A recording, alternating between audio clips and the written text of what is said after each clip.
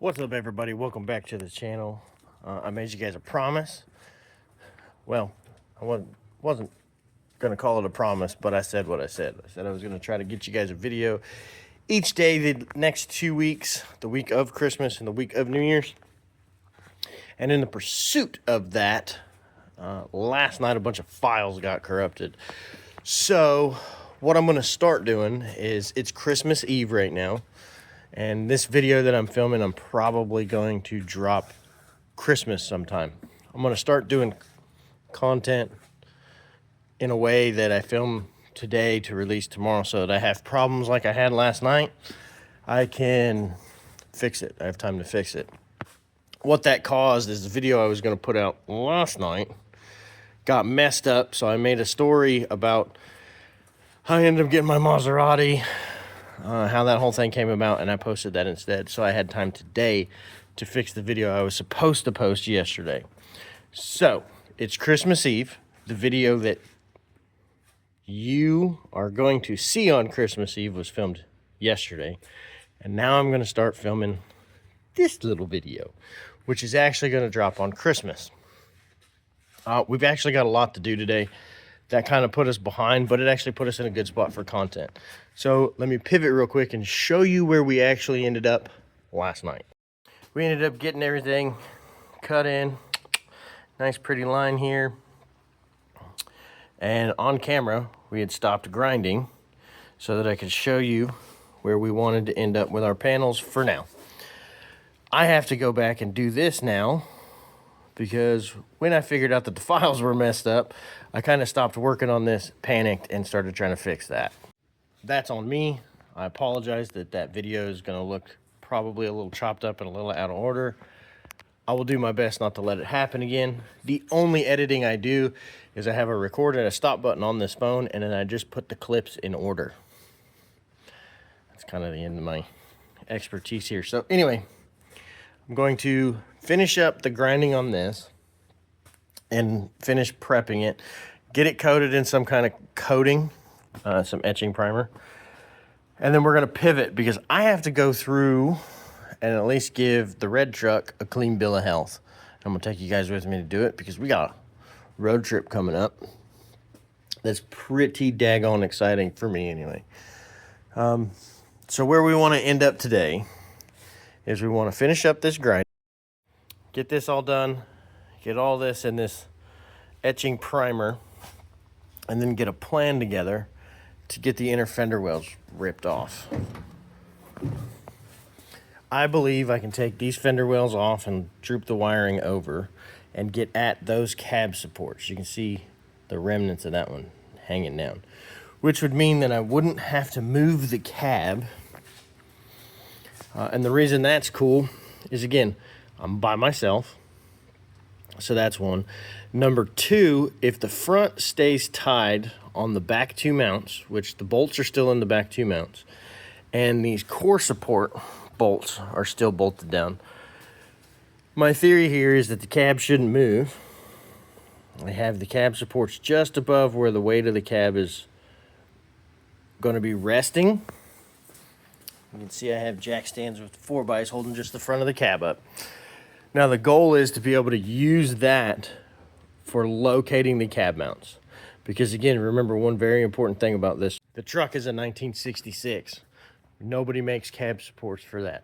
So what I've had to do is, luckily, I'm aware that the 70 F100, the bump side, as most people know it, has the same front cab structure, or is close enough anyway, that its cab mounts should work. Are they going to look different? Yes, they're going to look slightly different. The biggest thing about these old cab is that if you look right here, this is one of the cab mounts. It had a piece that came down here and supported the cab, and it had another piece that was formed to the cab floor, which I've already cut away while the floor was out. So it's a two-piece cab mount. The cab mounts that I purchased are one piece. So here's the section that would be hanging straight down and would have normally kept going. So cab mounts from the factory would have had this as one piece and they would have had this as a completely separate piece. So they updated when they built them. You see, it's for 68 to 79, so it's just 2 years newer, and these trucks didn't change that much. So that's the big gamble we're taking on the repair here, but it should work out just fine. And then once we get those cab mounts in and on, the only other thing I have left under the truck besides coatings and making everything pretty is I have that center support that I haven't gotten to yet. So that's what we're going after when we return from this trip. So we may get some time in here Sunday at some point, but we'll count on Monday kind of being our first day back in here. But that's because I'll be traveling for a couple days. Friday and Saturday I'll be traveling, and my friends who you will meet on that video, or a couple videos depending on how we do it, you will meet them. They're going to be in town at least Sunday morning before they go home. I think one of them has to work Monday, and the other one's just going to take his wife down here and hang out for a day or two. And good for him. Why not? It's cold, but the beach is over there. So that is what we've got going on the truck today, is to get that ground down, get it in etching primer, and then just see what it's going to take to remove these fenders. If I have time to get to them today, awesome. But I do have to peel out of here a little early because part stores aren't open tomorrow.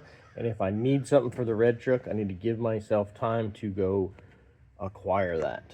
So I'm going to knock this down. I'll jump forward in this video to show you the actual finished result of just getting the floor good enough. All right, so got that knocked out. You can see. Actually, let me flip the camera around here for you. All right, got the welds knocked down. Now, what I mean by knocked down is you're just taking those high edges off so that you reduce the risk of any water getting trapped in there. And then I put self-etching primer on there, same reason. Now, I didn't prep these all the way. I just knocked them down. And I do that for a couple of reasons, and some are case by case, but on this truck, I have a stack of reasons. Reason number one is I have to go under the truck anyway, so I'm going to do my pinhole checks from underneath, and what I'm probably going to do is do any pinholes that I see, I'm going to weld them from the bottom. Since I have to also dress the bottom, I want to get them knocked out, and anytime you can get to both sides of the panel to work your panel, you're going to end up with a better product because you can see everything. I have that opportunity on this. I'm going to take it. Number two, I'm not putting any coatings down aside from that etching primer because the cab mounts are going to get plug welded to the bottom side of these panels that we just put in, and they actually go along this top seam, not the seam we just put in, but this bend right here.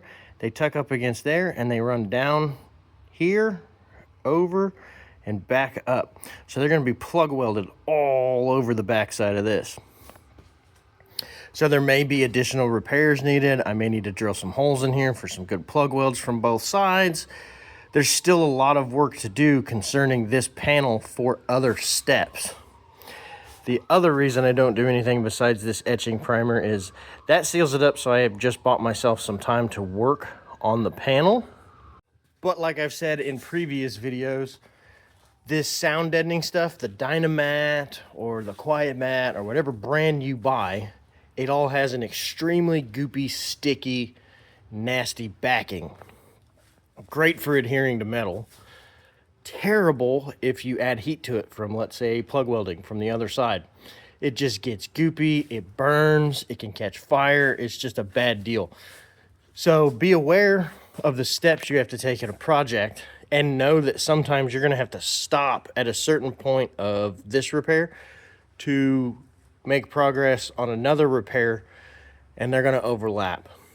And that's the point we're at with this truck. So that's all I came in here to do today, because I need to go and look at over the red truck. But first I got to get stumps out of the back, empty the bed. I should probably do the smart thing and tow that bundle of trees over get it stacked. So I've got some stuff I need to do in preparation for tomorrow's preparation, if that makes sense. So I'm going to leave here with where we're at today. Thank you guys for following and checking in. If you're following along, that's both floor pans done, both under the seat patch panels done, one center support finished.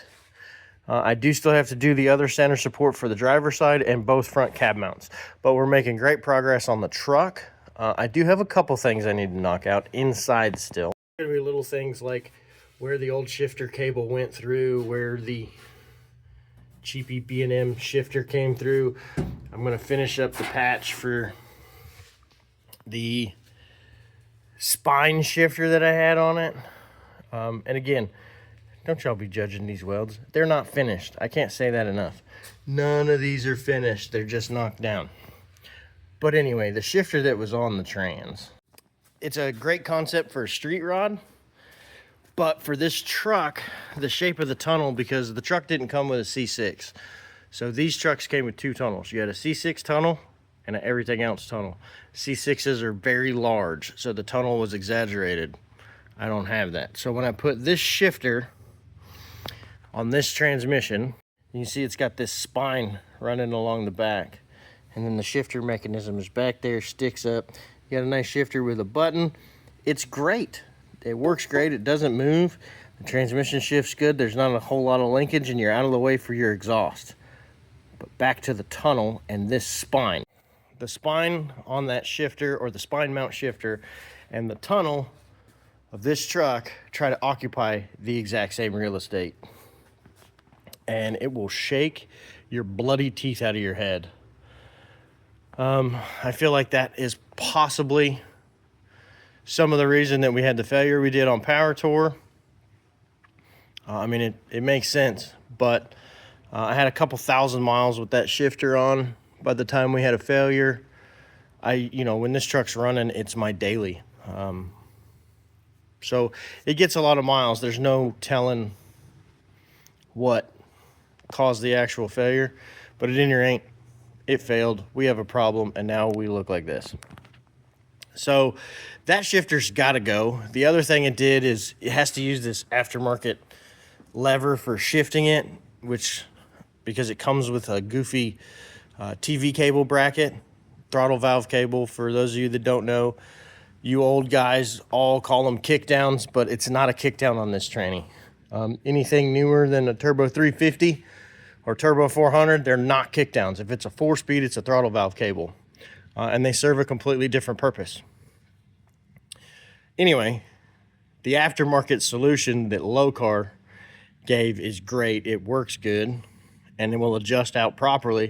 The problem is the factory seals for the selector shaft don't seal up all the way.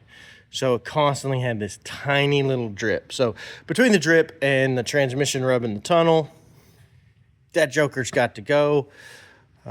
With all the repairs we're doing, it's a bench seat truck. I'm going column shift. Old school cool bench seat, column shift. It's a pickup. I've got plenty of other hot rod stuff to do with other cars. So that's the direction we're going with that. And as a matter of fact, here's all the stuff that just came in for connecting, hopefully, that shifter to that transmission from the column and go around our long tube headers that we're putting on this truck. So lots and lots coming up, but for today, we are done in here. I have got to go look through that red truck Ruby because we got a long drive ahead of us coming up soon. And you guys are gonna like that story. So yeah, I'm getting ready to bug out of here, head home, and start going through the truck. But I'll take y'all with me, I promise. Let's go. All right, we're gonna call that a wrap on this video. We are headed back to the house, well, the property. And we're gonna pop the hood on old Ruby, make sure she's good, no new crazy leaks, nothing scary, top off fluids, get anything we need for her. And then we've got to get the stumps and tires and Camaro parts out of the back. So we've got a little bit to do today in preparation for tomorrow. which tomorrow we've got to get ready for our road trip. So I appreciate you guys following along. Like and subscribe. Thank you for joining me. Merry Christmas to everyone that celebrates Christmas. And if you don't, I'm not leaving you out. I hope you have a great holiday season with you and yours. And cheers to a good day. So whatever you guys are doing, I hope you're doing it happily, peacefully, and you're with loved ones today. So thanks for joining me. We will see you again tomorrow. I am sure of it. And we will let you guys know more about this road trip we got coming up. So see y'all soon.